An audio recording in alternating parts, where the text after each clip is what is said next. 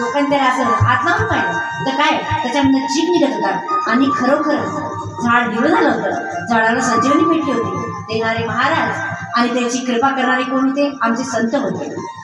माया माऊ